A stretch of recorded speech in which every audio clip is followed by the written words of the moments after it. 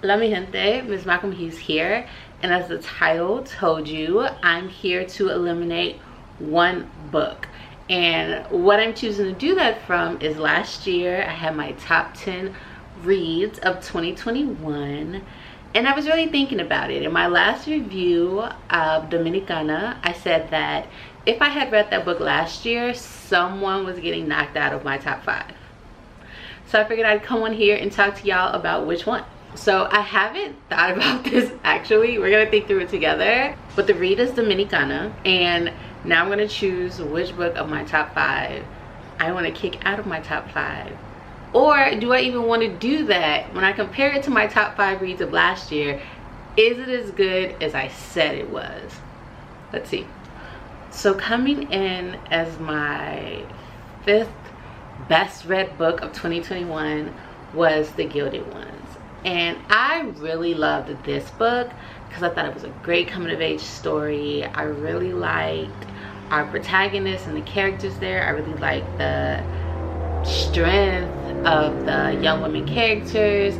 I felt like it was a great story, but it was still unique enough that I was entertained. I felt like the writing was good. I feel like the author really pulled you in. She was very detailed, very imaginative. I remember in my review talking about how she writes for TV. You could tell because you could already imagine this book being for TV.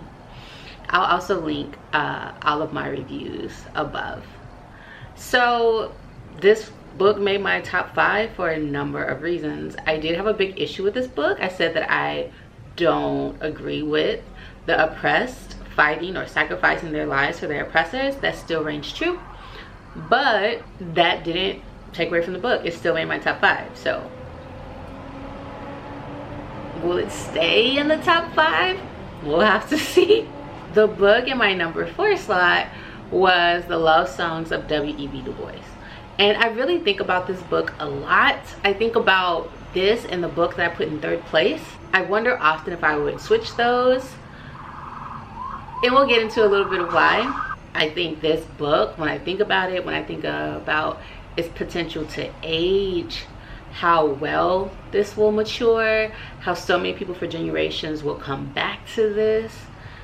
I sometimes wonder if this should have been higher on my list, but based off initial read, I just love the one in my 3rd spot so much that I don't regret it. It's just, I might swap those. This might be top 3 reads of last year.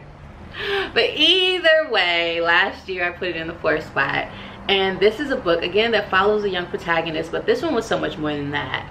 We follow not only her, but generations in the past. We see how everything links together, how the past and trauma definitely impacts the present. We get a reimagining of America and rooting it in more honesty of the time. Very historical fiction, and this book is really good, and she does such a good job of weaving together so many different storylines, and you end in a place where you feel satisfied.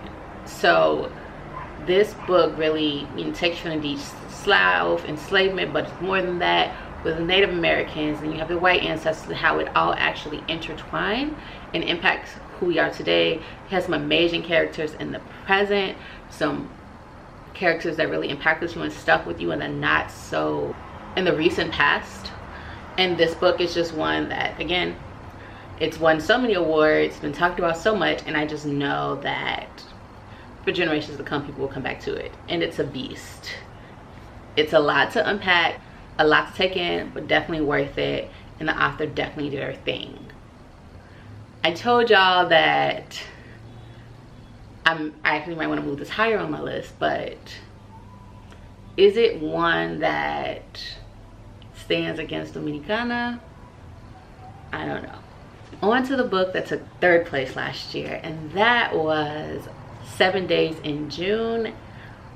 This book right here, y'all, this book really did me in, like tugged at my heartstrings, tugged at traumas, tugged at things that I thought that I had securely packed away. It was like, let's open that box for you.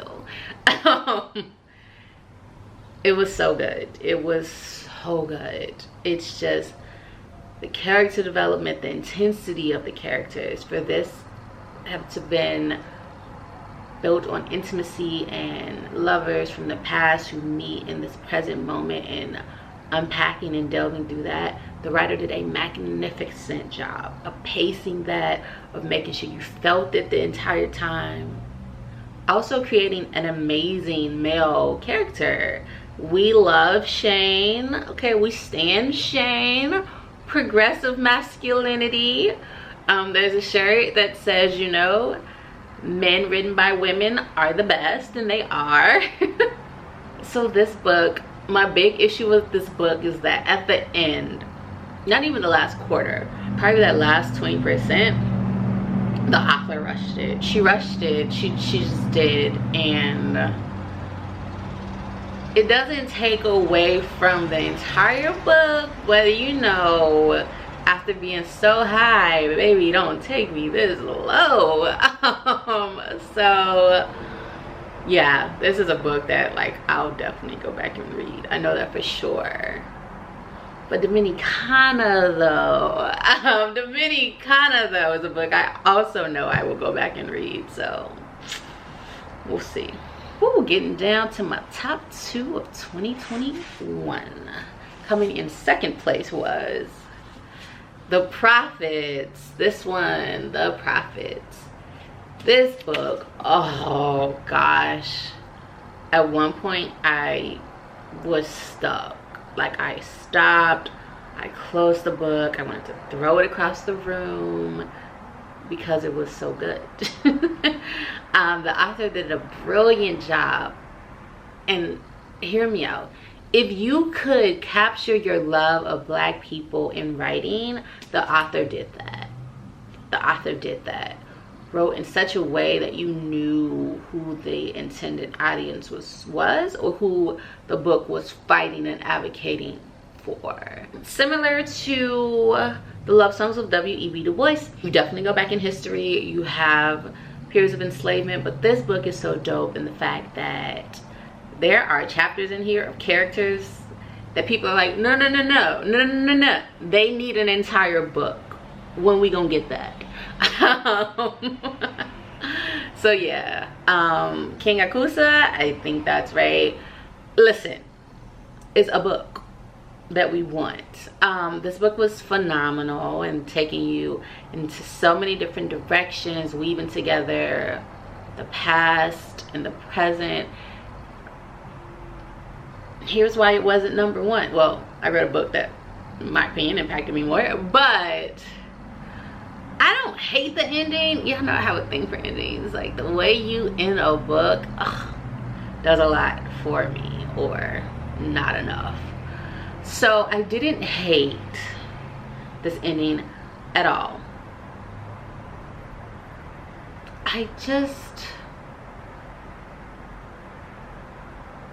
I wanted a slower burn. That's my issue with this book at some points. I remember when I was giving the review, I was like, just the editing, I just sometimes wonder and feel like there was more like I edited out that could have stayed in.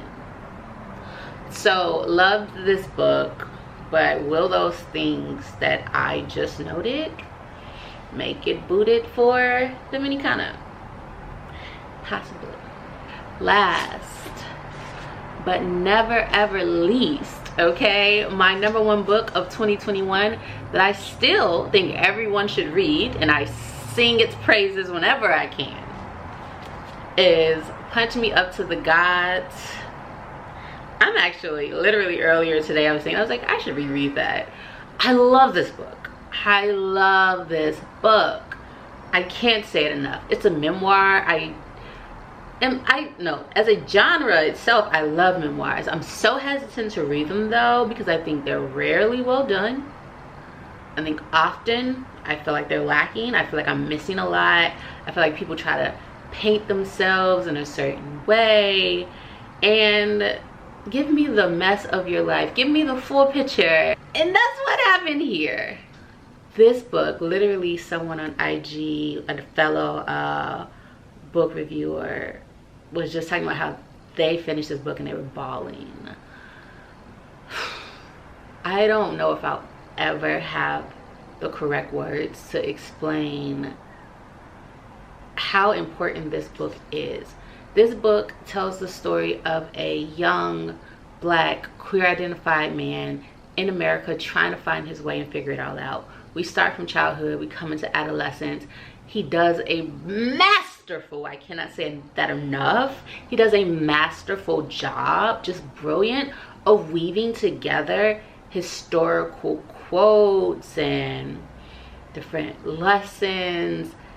It's not, I think I'm so in awe because I know how hard it is to do. And he just did it effortlessly. His editor as well, obviously, but the ability to take us throughout time, and it's not sequential. We go in and out. That in itself is hard to do. We still follow the correct moments are highlighted, the pacing, right? The correct beats are emphasized. It's just brilliant. And the writing itself, you could tell this is a pen that has been doing this for a long time. So good. Got all the awards. Was really like a surprise, not for me. I got an advanced review copy of this and I read that digitally, and that just should let y'all know how much I love this book. I received an advanced review copy digitally, and then I received that for free, and then I went out and spent my coin on this physical copy because I love it. I was like, no, I need this on my shelf. I need this in my collection. Another book that years from now, I think it'll be, it's gotten notoriety, not as much as I think. I think it'll be a slow burn for the future. I think people will come back to this. It'll be a gem that people discover. A true masterpiece. With all of that being said, was the mini kind of better? I sang its praises too. Let's get into it. Back to the book that may steal the show. I love this book. This is, dare I say it? Okay, outside of Malcolm X, outside of the autobiography of Malcolm X, because that's holy grail for me. That's top spot. I love a lot of books. That one, just the impact that it's had on my life. There's no touching it really for me. So aside from that, this is the best book I've read this year. I think I want to stand on that. Now when I get to year in review and I reflect more, because as I say this, Color Purple came into my head. So this is the best book I've read this year that I hadn't read before. Haha. So this book, another kind of coming of age tales. Those do it for me. So we follow a young lady from the DR. I'm not gonna go deep into the analysis of this. I just did that in the video. Go watch it. But we follow a young lady from the DR who comes here under unfavorable circumstances, or unfavorable or undesirable, but is beneficial for the entire family in the long run, arguably. And we get to watch her as she maneuvers and tries to find herself and her identity, and she's in this situation that is troublesome and very challenging, and how she maneuvers through that. And we get to see who she becomes, and not over a long period of time, right? One thing in my review I said was like, I wanted more from this book. I don't hate the ending, I just didn't want the book to end. So no way, shape, or form would any ending have satisfied me. Kind of going through that with another book I'm reading right now, but we'll get to that when we get to that. But again, strong writing pen. Love the maturity of our protagonist in a very short period of time. Again, some intimacy happens here with an unexpected character, and loved it. Love him. So I just love the trials and tribulations and the triumphs, and a true human story. I love to see that, and that's what we had here, and I loved it. Loved it, loved it, loved it. When I stop and think about which one of my top 5s might be getting deleted for this one, do I stand by what I said? do I stand by my saying that if I had read this book last year, someone would have got booted out of the top 5? Yes, I do. I do stand by that. Now which one?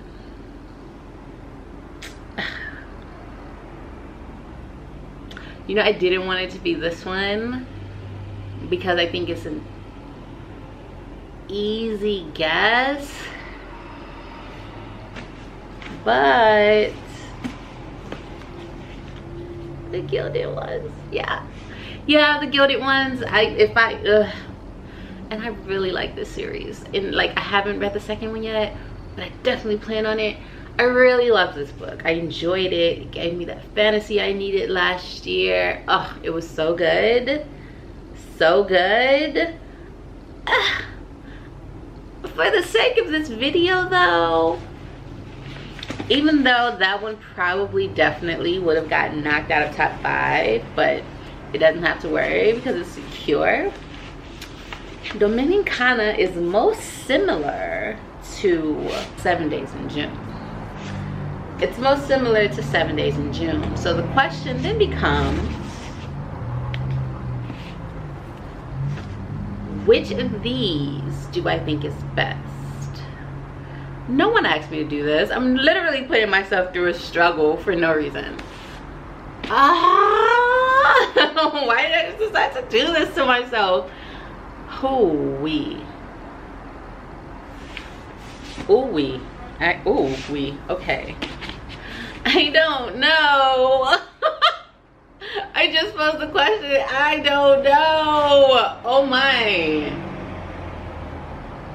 For so many reasons I don't. Wow. I actually can't choose that. So thankfully I don't have to. But if y'all have read both of these books, I want to know. That's my question to y'all, actually. Which one did y'all prefer? 7 Days in June or Dominicana? I can't choose. Y'all gotta help me with that one. But that's it, y'all. That's my book announcement and analysis of One Has to Go. So looking at my top 5 reads of last year, I chose which one had to go. I put myself in a corner with which book do I prefer that's the most similar to it. I have no answers. But anyway, that is it for me, y'all. It was really fun doing this video. I might do more videos like this in the future. But as for now, I am signing off. And until next time, please remember to be kind to each other, to give time, and to have the best day of your life on purpose. Odabo, ciao, adios.